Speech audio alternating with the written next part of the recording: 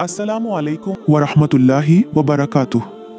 আজ আমরা শুনব এমন এক সাহাবীর জীবনের গল্প, যিনি ছিলেন সাহস, জ্ঞান ও ত্যাগের এক অনন্য দৃষ্টান্ত। তিনি হলেন নবী করিম সাল্লাল্লাহু আলাইহি ওয়াসাল্লামের চাচাতো ভাই ও জামাতা হজরত আলী ইবনু আবি তালিব রাদিয়াল্লাহু আনহু। হজরত আলী রাদিয়াল্লাহু আনহু জন্মগ্রহণ করেন মক্কার কুরাইশ বংশে। তিনি ছিলেন নবীজির ঘনিষ্ঠ আত্মীয় ও ছোটবেলা থেকেই তার আশ্রিত। শৈশবে আলী ছিলেন অত্যন্ত বুদ্ধিমান, সাহসী ও সৎ। যখন ইসলামের প্রথম দাওয়াত আসে, তখন মাত্র 10 বছর বয়সে তিনি ইসলাম গ্রহণ করেন।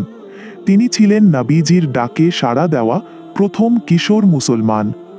অনেকে তাকে উপহাস করেছিল, কিন্তু নবী করিম সাল্লাল্লাহু আলাইহি ওয়াসাল্লাম ভালোবাসায় বলেছিলেন, আলী আমার ভাই, আমার সহচর। ইসলাম প্রচারের শুরুতেই আলী ছিলেন নবীজির পাশে।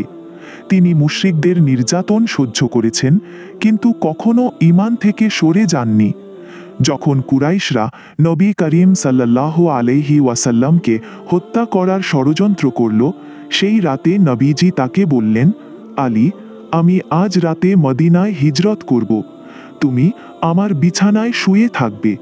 কুরাইশরা তাকে নবীজি ভেবেছিল, কিন্তু আল্লাহর রহমতে তিনি নিরাপদে থাকেন এবং পরে হিজরত করে মদিনায় চলে যান। তিনি ছিলেন ইসলামের ইতিহাসে এক বীর যোদ্ধা। বদর, উহুদ ও খন্দকের যুদ্ধে আমর ইবনু আবদু ওয়াদকে পরাজিত করে তিনি ইসলামের সম্মান রক্ষা করেন। রাসূলুল্লাহ সাল্লাল্লাহু আলাইহি ওয়াসাল্লাম তাকে জ্ঞানের নগরীর দরজা বলে অভিহিত করেছেন, যা তার অগাধ জ্ঞান ও প্রজ্ঞার প্রমাণ। তিনি ছিলেন ন্যায় বিচারক, কোরআনের হাফেজ এবং সত্যের পথে অটল। হজরত ফাতিমার সাথে তার বিবাহ ছিল এক পবিত্র সম্পর্ক। খেলাফতের কঠিন সময়েও তিনি অবিচল থেকে ন্যায় ও সত্যের জন্য লড়াই করেছেন। অবশেষে তিনি নামাজের সময় শাহাদত বরণ করেন। হজরত আলীর জীবন আমাদের জন্য এক মহান শিক্ষা। সত্যের পথে অবিচল থাকা, অন্যায়ের বিরুদ্ধে দাঁড়ানো এবং আল্লাহর সন্তুষ্টির জন্য